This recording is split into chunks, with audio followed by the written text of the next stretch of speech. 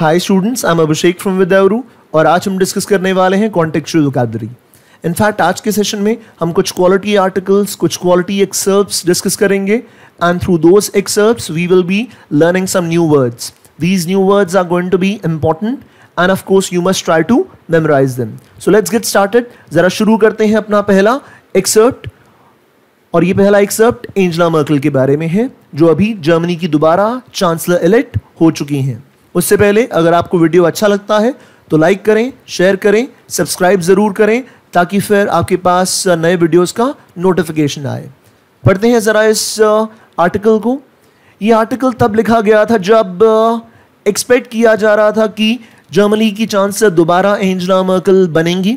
अब ऑलरेडी ये हो चुका है, दोबारा चांसलर बन चुकी हैं Angela Merkel. So let's read it. As Germany goes to polls this Sunday, incumbent Chancellor Angela Merkel looks set for another 4-year term in office.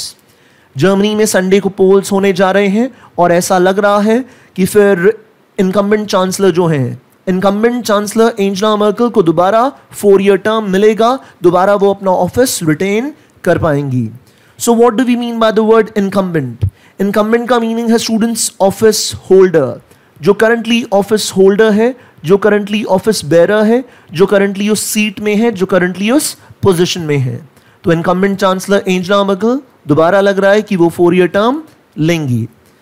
If she actually does manage to hold on to her lead, it will be a remarkable feat. अगर वो सचमुच में अपनी lead maintain कर पाती हैं, so it's going to be a remarkable achievement. What do we mean by the word feat? कहा जा रहा है कि उनके लिए ये एक रिमार्केबल फीट होगा, उनके लिए अचीवमेंट बहुत ही ज़बरदस्त होगी। It will be a remarkable achievement. तो इनकम्बेंट का मीनिंग ऑफिस होल्डर, फीट का मतलब है achievement. At a time when the world is buffeted by anti establishment currents and Europe in particular has seen a resurgence of right-wing parties, for Merkel to bank on the status quo as a winning formula is extraordinary. अब ज़रा इस पे focus करना ज़रूरी है। थोड़ा सा लंबा सेंटेंस है और वर्ड्स ज़रा देखिए क्या कहा जा रहा है। At a time when the world is buffeted by anti establishment currents. Buffeted का मीनिंग क्या है स्टूडेंट्स? बफेट का मीनिंग है to hit repeatedly, to hit repeatedly, बार बार हिट करना, रिपीटेडली हिट करना। तो बार बार क्या हो रहा है? बार बार ये एंटी एस्टैब्लिशमेंट्स की जो करंट्स हैं, एंटी एस्टैब्लिशमेंट वेव्स जो हैं वो दोबारा हिट कर रही हैं, बार बार हिट कर रही हैं। किसे? वर्ल्ड को हिट कर रही हैं। आप इस बफेटेड के लिए एक और वर्ड यूज कर सकते हैं, जोल्टेड। बार बार झटके लगना, रिपीटेडली अगर कोई चीज हैमर की जा रही है, बार बार हिट किया जा रहा है, बार बार झटके लग रहे हैं, तो उसके लिए वर्ड है बफेटेड। तो एंटी एस्टैब्लिशमेंट करंट्स जो हैं वर्ल्ड ओवर नजर आ रहे हैं, they are buffeting the world and Europe in particular. खासकर यूरोप में आपको नजर आएगा कि राइट विंग पार्टीज जो हैं, राइट विंग पार्टीज जो फिर ज़्यादा नेशनलिस्ट समझी जाती हैं, वो पार्टीज जहाँ पे फिर पेट्रियोटिज्म की बात ज़्यादा की जाती है, उन पार्टीज का रिसर्जेंस हुआ है। रिसर्जेंस का मीनिंग क्या है? रीबर्थ।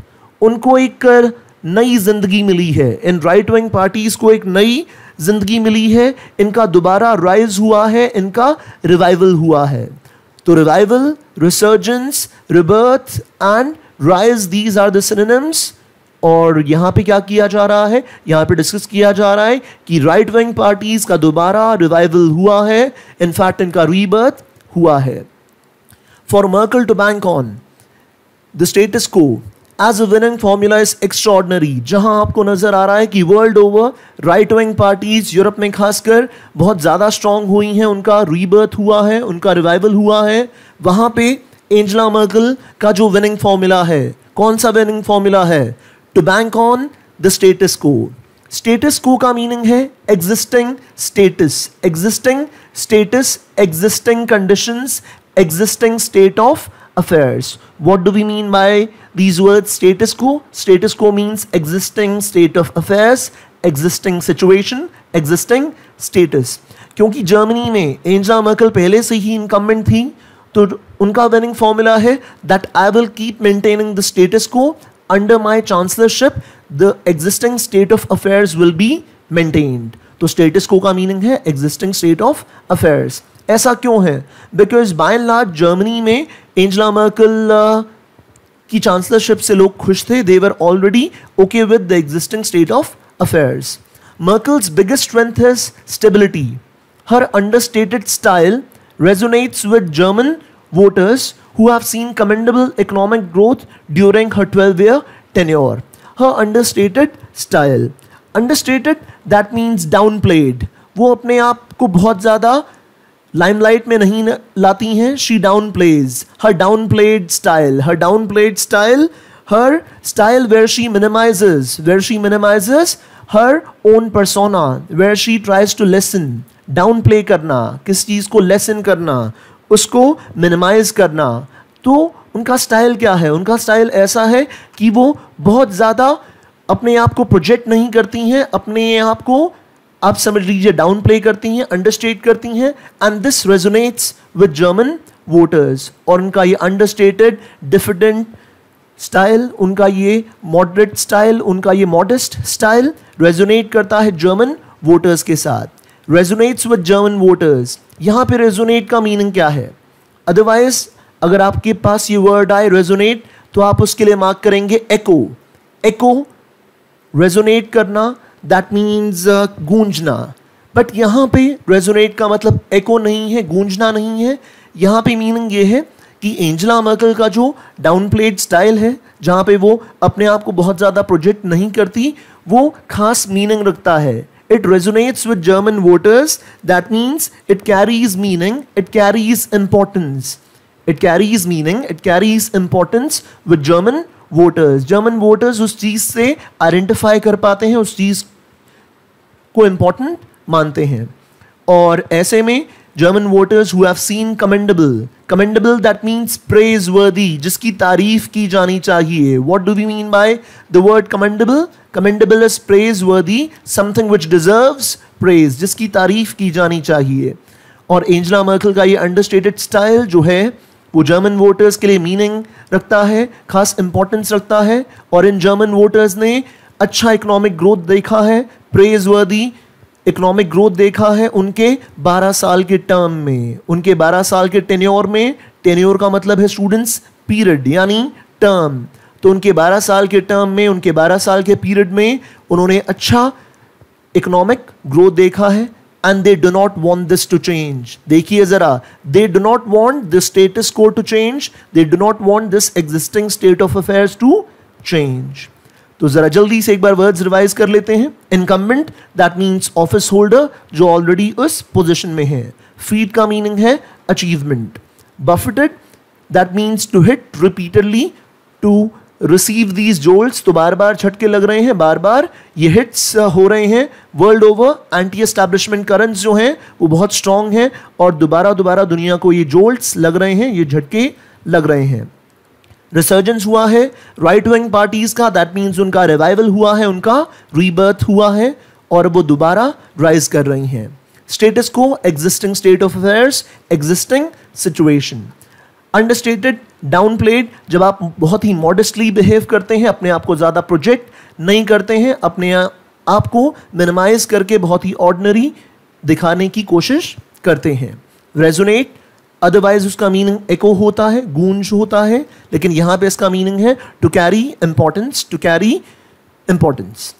कमेंडेबल के लिए वर्ड है प्रेजवर्दी और टेन्योर का मीनिंग है स्टूडेंट्स, टर्म यानी पीरियड. तो ये पहला एक्सर्प्ट एंजेला मर्कल के बारे में है. देखते हैं दूसरा एक्सर्प्ट क्या डिस्कस कर रहा है. ये दूसरा excerpt ministry of corporate affairs के डिसीजंस के बारे में है. वो डिसीजंस जो मिनिस्ट्री ऑफ कॉर्पोरेट अफेयर्स ने शेल कंपनीज को लेके लिए हैं.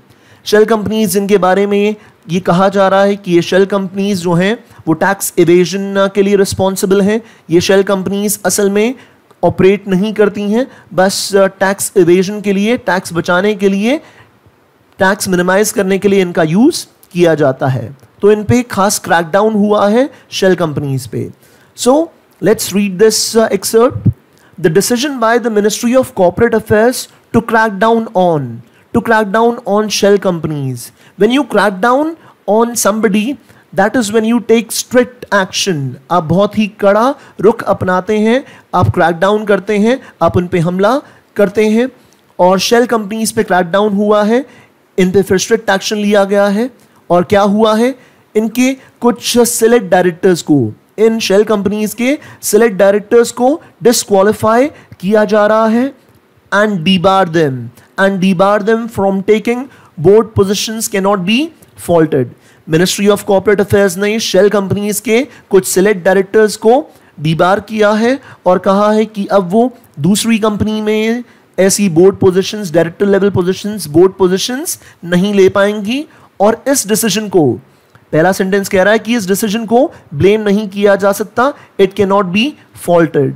Can not be faulted that means आप इसमें गलती नहीं ढूंढ सकते, आप इसमें कोई ब्लेम एलोकेट नहीं कर सकते। You can not blame corporate affairs for doing so. That means the writer agrees with this decision that it cannot be faulted, it cannot be blamed. This would begin the cleanup of the Augean stables. That's important. अब एक idiom आ रहा है आपके सामने और देखते हैं idiom क्या है। Cleaning, to clean the Augean stables, to clean the Augean stables. I'm sure आप में से ज़्यादातर ने ये idiom शायद नहीं सुना। What do we mean by cleaning the Augean stables? When we clean the Augean stables, that means you clear the corruption. You clean the corruption, you clear the corruption, you clear away the mess. ध्यान से सुनिए, एक काम बहुत लंबे समय से pending है, उसमें काफ़ी मेस है, करप्शन का भी अंदेशा है, तो आप उस काम को जो बहुत लंबे समय से पेंडिंग है, वो बड़ा काम, आप उस काम को क्लियर कर रहे हैं। You are clearing away the corruption, you are clearing away a task, you are performing a task which is long pending. एक बहुत बड़ी स्केल का टास्क जो है, एक बहुत बड़े स्केल का काम जो है परफॉर्म किया जा रहा है। That is what we mean by cleaning the Augean stables. This would bring the clean up of the Augean stables of firms set up in many cases with less than bona fide intent, with less than bona fide intent. Bona fide का मतलब है genuine, real, genuine, real, bona fide. तो फिर real इरादे से, genuine इरादे से intent का meaning है students purpose. intent के लिए word है purpose, जिसे आप हिंदी में कहते हैं इरादा। तो एक बार जरा देखिए, सेंटेंस कह रहा है अब इससे, इस डिसीजन से ये जो फर्म्स हैं उनका क्लीन अप स्टार्ट हो जाएगा, इन शेल कंपनीज का क्लीन अप स्टार्ट हो जाएगा और ये काम जो बहुत ही लंबे समय से पेंडिंग है वो स्टार्ट होगा। और बहुत सारे केसेस में ये जो शेल कंपनीज हैं ये स्टार्ट की गई, they have been started with less than bona fide intent. ये स्टार्ट की गई without any genuine purpose, without any real sense of purpose, and many of these companies have virtually no business operations. बहुत सारी, जैसे मैंने कहा था, ये कंपनीज सिर्फ टैक्स एवेजन के लिए स्टार्ट की जाती हैं और इनका इंटेंट, इनका पर्पस, इंटेंट के लिए वर्ड है स्टूडेंट्स पर्पस, इनका पर्पस जेन्युइन नहीं है, रियल नहीं है, और वर्ड आया हमारे सामने virtually, and have virtually no business operations. Nearly entirely लगभग पूरी तरह, nearly completely, nearly entirely लगभग पूरी तरह, ये कहा जा सकता है कि इनके कोई बिजनेस ऑपरेशंस नहीं होते इन शेल फर्म्स के। वर्चुअली का मीनिंग है नियरली, कंप्लीटली, ऑलमोस्ट, एंटायरली लगभग पूरी तरह। However, the union government's move to publicize the entities of some of these individuals with a view to naming and shaming them is fraught with risk. कहा जा रहा है कि ये जो मूव है यूनियन गवर्नमेंट की तरफ से इन लोगों के नाम, इन लोगों की आइडेंटिटीज को पब्लिसाइज करना, सामने लेके आना, अब इसमें कुछ रिस्क भी है। अगर आप इन इंडिविजुअल्स की आइडेंटिटीज रिवील करते हैं, सामने लेके आते हैं, मोटिव क्या है गवर्नमेंट का? To name and shame them, इनका नाम लिया जाए और फिर इनकी बेइज्जती की जाए, to name and shame them. This move is fraught with risk. यहाँ पे word है students fraught. Fraught with risk, that means it carries some risk. The risk is accompanied. The risk is accompanied. It is accompanied with risk. It is accompanied by a lot of risk. तो फिर risk साथ साथ है, it is laden with risk. It is accompanied with risk. तो साथ साथ risk भी है. Fraught that means accompanied with, accompanied by. तो साथ साथ रिस्क क्या है? रिस्क ये है while underlying the motive for this action is laudable, although इस मूवमेंट का, while इस एक्शन का अंडरलाइंग मोटिव जो है वो लॉडेबल है। लॉडेबल है यानी प्रेज वर्दी है। What do we mean by the word laudable? Laudable के लिए अभी मैंने आपको एक वर्ड बताया था थोड़ी देर पहले, कमेंडेबल। कमेंडेबल, लॉडेबल, प्रेज वर्दी। कमेंडेबल, लॉडेबल, प्रेज वर्दी, जिसकी तारीफ की जानी चाहिए। हालांकि इस एक्शन के पीछे जो मोटिव है वो मोटिव कमेंडेबल है, वो प्रेज वर्दी है, लेकिन साथ साथ it is fraught with risk, it is accompanied with risk. साथ साथ ये रिस्क है, और वो रिस्क क्या है? वो रियल डेंजर क्या है बताया जा रहा है। The real danger of inadvertently tainting genuine firms and individuals. Fraught with risk, the risk that is there is that perhaps, शायद ये ना हो कि इनमें से आप इनएडवर्टेंटली, अनइंटेंशनली कुछ ऐसी फर्म्स और इंडिविजुअल्स को भी टेंट कर दें, कुछ ऐसी फर्म्स और इंडिविजुअल्स को भी आप स्मीयर करें, उनकी भी आप बेइज्जती करें, उनको भी आप फिर लज्जित करें जिनका सचमुच में इंटेंट जेन्युइन था। ज़्यादातर आप देख रहे हैं कि ये जो फर्म्स हैं, शेल फर्म्स, इनका इंटेंट, शेल कंपनीज का इंटेंट जेन्युइन नहीं है, बट ऐसा हो सकता है, there is a real danger of inadvertently. Inadvertently, that means unintentionally. When you use this word inadvertent, it means unintentional. बिना सोचे समझे या बिना, आप कह सकते हैं जानबूझ के, बिना जाने, बिना जानबूझ के, बिना जाने, बिना जानबूझ के, unintentionally ऐसा हो सकता है, गलती से, unintentionally बिना जाने ऐसा हो सकता है कि कुछ ऐसी फर्म्स जो जेन्युइन हैं, जो रियल हैं, जो बोनाफाइड हैं, जो सचमुच में बिजनेस करना चाहती हैं, आप उनको भी टेंट कर दें। What do we mean by the word taint? Taint के लिए वर्ड है स्टूडेंट्स स्मीयर। स्मीयर करना, किसी की रेपुटेशन को खराब कर देना, उसको टेंट कर देना। टेंट के लिए हिंदी वर्ड है दाग। तो दाग लग जाएगा ऐसे फर्म्स, ऐसे इंडिविजुअल्स पे जो फिर हो सकता है उनका इंटेंट जेन्युइन हो, तो अनइंटेंशनली भी, इनएडवर्टेंटली भी ऐसा नहीं होना चाहिए, और ऐसा रिस्क जरूर है इस डिसीजन के साथ। तो एक बार जरा वर्ड्स जल्दी से रिवाइज कर लेते हैं। Can not be faulted, fault का मतलब ब्लेम, तो अगर कोई फॉल्ट करता है तो आप उसको ब्लेम करते हैं, लेकिन कहा जा रहा है कि इस डिसीजन को ब्लेम नहीं किया जा सकता है, ये डिसीजन जो है बाय एंड लार्ज सही है। और इस डिसीजन के साथ क्लीन अप स्टार्ट हो गया। क्लीन अप किसका? ऑजियंस टेबल्स का। To clean the Augean stables, that means to remove the corruption, to clear the corruption, to perform a task which was long pending. Bonafide के लिए word है genuine, real. Intent means purpose, जो करने का आप इरादा रखते हैं।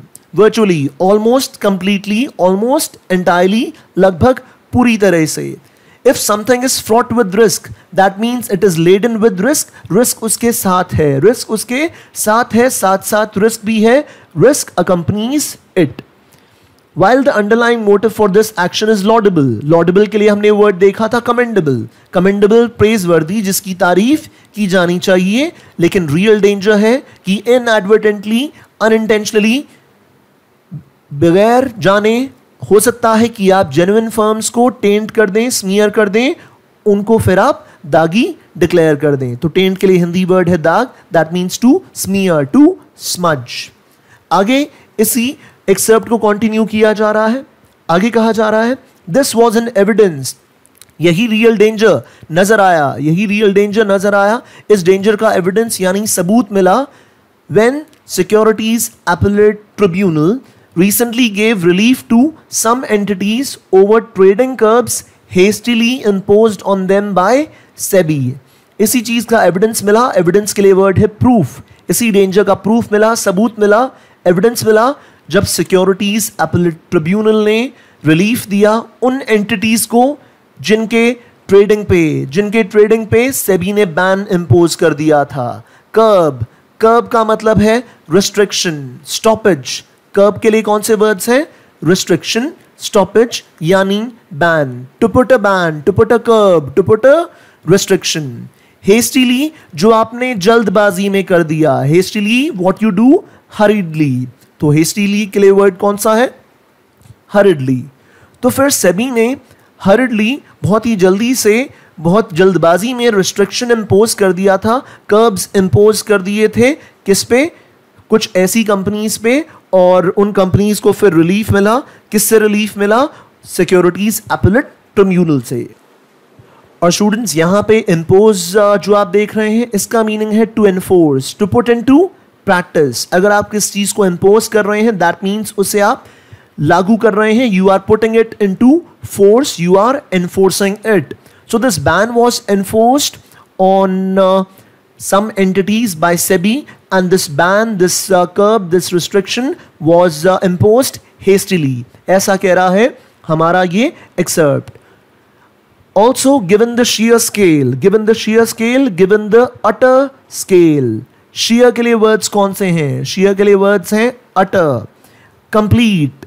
That means the sheer scale, जो complete scale है, जो पूरा scale है, किसका? The task at hand. And what is the task at hand? कि उन directors को identify करना, उन companies को identify करना और उन directors को disqualify करना. ये जो task at hand है और इसका जो sheer scale है, इसका जो complete, utter, total scale है, वो काफ़ी बड़ा है. The sheer scale of the task at hand. What is the task at hand? The ministry identifying more than 1.06 lakh directors for disqualification. तो 1 लाख से ऊपर डायरेक्टर्स को आइडेंटिफाई करने का ये जो टास्क है और इसका स्केल, उसका जो कंप्लीट स्केल बहुत बड़ा स्केल है. It is imperative, it is imperative, it is necessary, it is essential.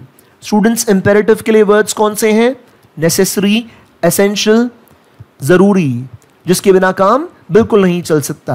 कह रहा है गिवन द स्केल, इस स्केल को ध्यान में रखते हुए, इस कंप्लीट स्केल को, इस बड़े अटर स्केल को ध्यान में रखते हुए, इंपेरेटिव है, एसेंशियल है that there be great care, कि ये काम ध्यान से किया जाए, पूरी डिलिजेंस के साथ किया जाए, पूरी केयरफुलनेस के साथ किया जाए, पूरी शिद्दत के साथ किया जाए. What do we mean by the word diligence? Diligence means dutifully, something which is done dutifully. Diligence के लिए वर्ड है ड्यूटीफुल.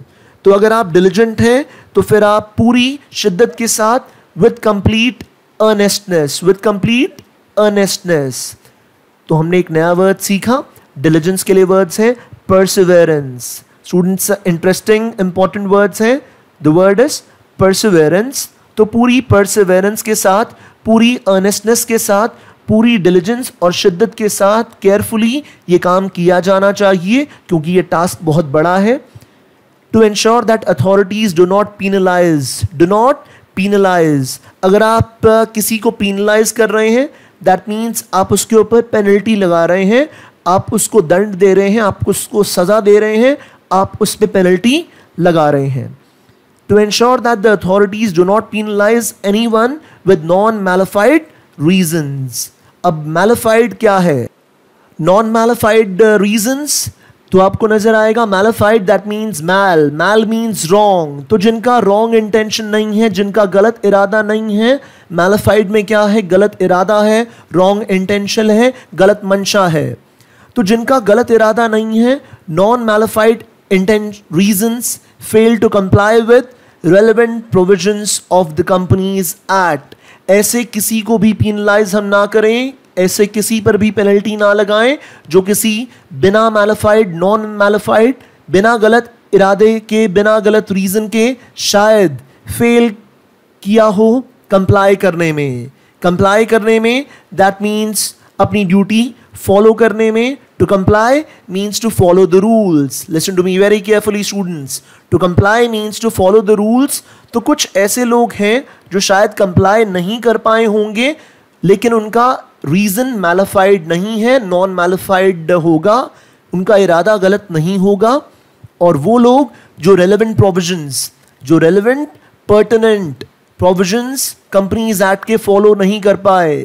स्टूडेंट्स, एक नया वर्ड हमने देखा, रेलेवेंट. रेलेवेंट के लिए कौन सा वर्ड है? रेलेवेंट के लिए वर्ड है पर्टिनेंट. इंपॉर्टेंट वर्ड है, ध्यान से देखिए. रेलेवेंट का मीनिंग है pertinent. Relevant, pertinent, एक और वर्ड देखिए, germane.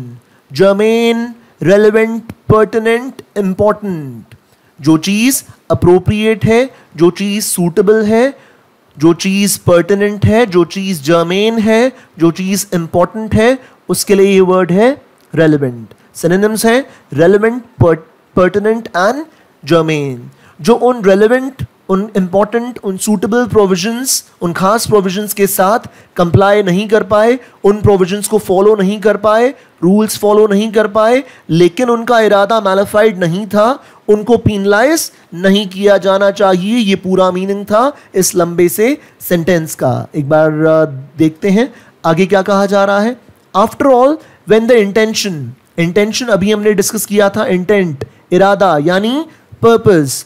After all when the intention is to create an atmosphere of confidence and faith in the system as a part of improving the climate for ease of doing business, the onus means responsibility. Onus का मतलब क्या है? Responsibility, जिसपे फिर भार आता है, जो रिस्पॉन्सिबिलिटी लेता है. The onus must be on taking to task only those who intend to subvert the law.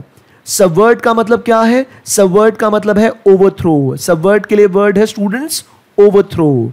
अगर आप ओवरथ्रो कर रहे हैं, सबवर्ट कर रहे हैं, जो उस लॉ को सबवर्ट करना चाह रहे हैं, जो उस लॉ को डिस्ट्रॉय करना चाह रहे हैं. सबवर्ट के लिए एक और वर्ड कौन सा है?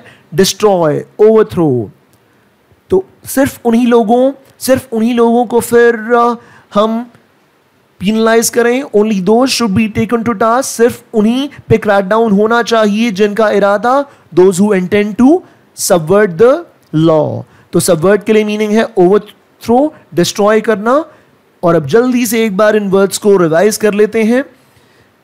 यहां पे एक वर्ड है स्टूडेंट्स कर्ब. कर्ब का मतलब है रिस्ट्रिक्शन. जब आप किस चीज पर प्रतिबंध लगाते हैं, रिस्ट्रिक्शन लगाते हैं. अगर आपने कोई काम हेस्टिली किया, that means you do it हरिडली, बहुत ही जल्दी से, जिसमें आपने फिर शायद टाइम नहीं लिया, शायद पूरा दिमाग भी नहीं लगाया. इम्पोज करना, किस चीज को एनफोर्स करना, उसे इंप्लीमेंट करना, उसे कार्यान्वित करना, लागू करना. Also given the shear scale, complete scale, utter scale. आगे वर्ड है इंपेरेटिव. इंपेरेटिव के सिनोनिम्स थे नेसेसरी, एसेंशियल, जो करना बेहद जरूरी है, जिसके बिना काम नहीं चलेगा. जो काम आपने डिलिजेंस के साथ किया, वो काम आपने पूरी शिद्दत के साथ किया. और डिलिजेंस के लिए वर्ड्स हैं अर्नेस्टनेस, परसिवेरेंस, विथ कंप्लीट ड्यूटीफुलनेस. तो डिलिजेंटली अगर आप कोई काम कर रहे हैं तो आप उस काम को ड्यूटीफुली कर रहे हैं. और पीनलाइज करना यानी पेनल्टी लगाना. Non mala fide reasons. मैलिफाइड अगर वर्ड आ रहा है तो उसमें गलत इरादा है, उसमें रॉन्ग इंटेंशन है, मंशा गलत है. लेकिन कुछ लोग हैं जिनके रीजंस नॉन मैलिफाइड हैं, उन पे आप समझ लीजिए पेनल्टी नहीं लगनी चाहिए. हो सकता है वो कंप्लाई ना कर पाए हों. To comply that means to follow the rules. Relevant के लिए हमने नए वर्ड सीखे, पर्टिनेंट एंड जर्मेन. तो इंपॉर्टेंट, पर्टिनेंट, जर्मेन, सूटेबल. तो कुछ लोग हो सकता है कंपनीज एक्ट के प्रोविजंस के साथ कंप्लाई ना कर पाए हों. इंटेंशन के लिए वर्ड है इरादा यानी purpose. And what is the purpose? The purpose is to create an atmosphere of confidence and faith in the system. तो रिस्पॉन्सिबिलिटी यानी ओनस. तो रिस्पॉन्सिबिलिटी, ओनस लेना होगा कि सिर्फ उन्हीं लोगों पे क्रैक डाउन हो. Only those people should be taken to task. Only those people should be booked.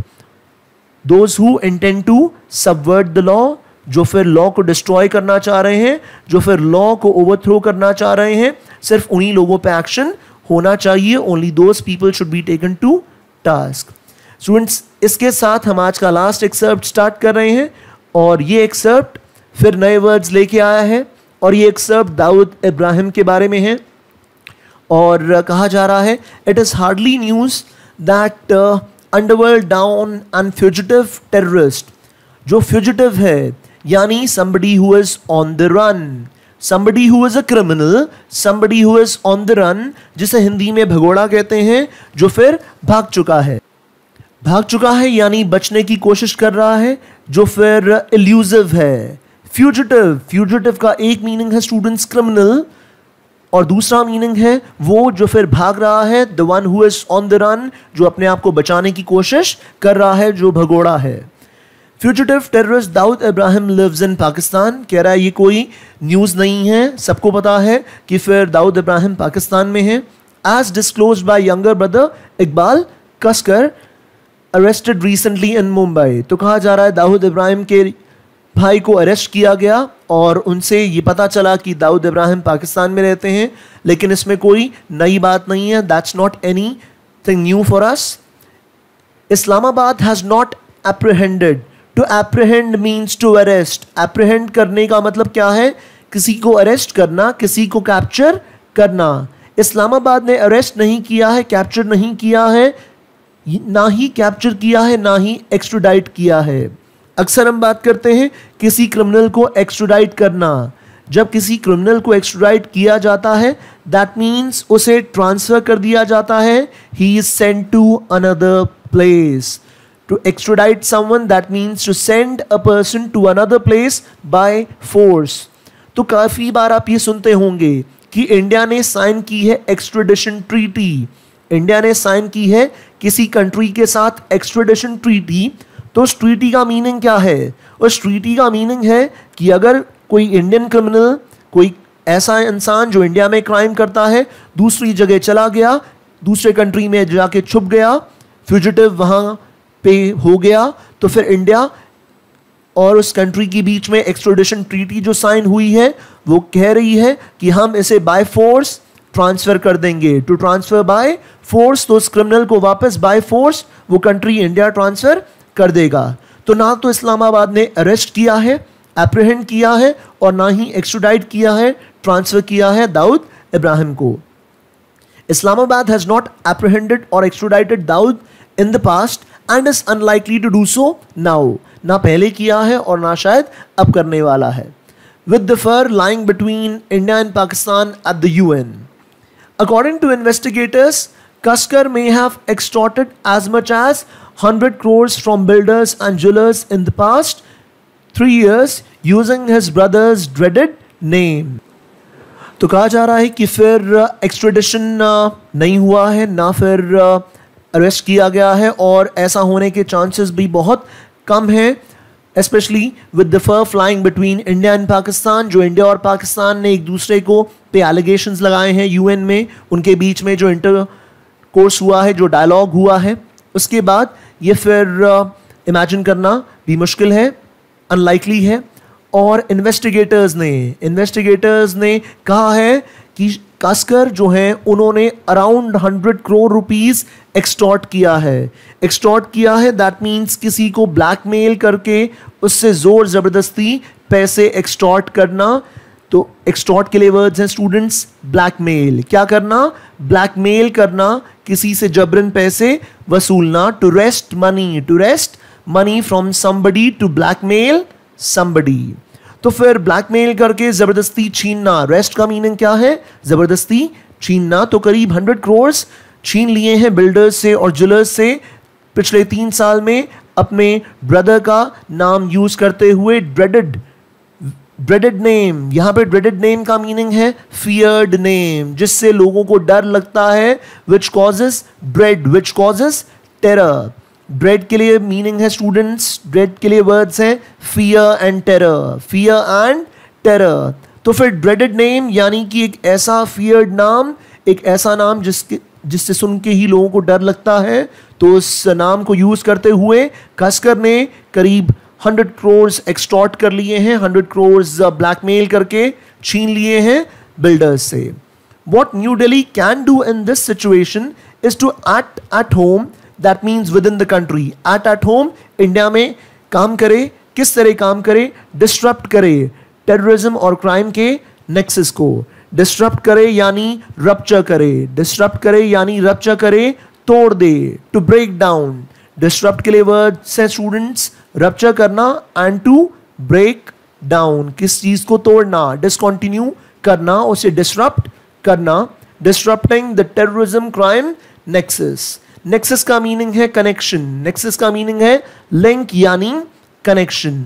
तो टेररिज्म और क्राइम के बीच में ये जो लिंक है, ये जो कनेक्शन है, उस कनेक्शन को, उस नेक्सस को, उस लिंक को क्या करे, न्यू दिल्ली घर पे यानी इंडिया में काम करते हुए डिस्टर्ब करे, उसे ब्रेक डाउन करे। चलिए एक बार जल्दी से फिर वर्ड्स रिवाइज कर लेते हैं जो अभी हमने देखे। फ्यूजिटिव, फ्यूजिटिव के लिए वर्ड है students somebody who is a criminal, somebody who is on the run, somebody who is elusive, जो भगोड़ा है, जो भागने की कोशिश कर रहा है। और नेक्स्ट वर्ड देखिए एप्रीहेंड, अब तक एप्रीहेंड नहीं किया गया है, अब तक अरेस्ट, कैप्चर, कस्टडी में नहीं लिया गया है दाऊद इब्राहिम को। एक्सट्राइड करना, किसी को बाय फोर्स ट्रांसफर करना, that is the meaning of the word extradite. तो ना तो एप्रीहेंड किया गया है, ना ही एक्स्ट्राडाइट किया गया है। And what do we mean by fur flying, ये एक इडियम है। So when fur is flying, what happens? There is an argument, there is a tussle, there is a battle. तो इंडिया और पाकिस्तान के बीच में बहुत ही ज़बरदस्त तू में हुई है, बहुत ही बड़ा डिसएग्रीमेंट हुआ है, बहुत ही बड़ा फिर अप्रोर हुआ है, और दोनों ने एक दूसरे के साथ आर्ग्यू किया है, एलिगेशंस लगाए हैं। That's what we mean by the idiom fur flying. तो एलिगेशन लगाना, आर्ग्यू करना, एक दूसरे के साथ झगड़ा करना, तू में करना। According to investigators, Kaskar may have extorted. To extort means to blackmail, किसी को blackmail करना, cheat करना और उससे जबरन पैसे वसूलना, to use force and to wrest money to blackmail someone. Dreaded, dreaded means feared, जिसका नाम सुन के ही लोग डर जाते हैं, which causes fear and terror. To disrupt means to discontinue, to disrupt means to rupture, किस चीज का breakdown होना। और नेक्सस के लिए वर्ड्स है स्टूडेंट्स लिंक यानी कनेक्शन यानी गहरा तालमेल।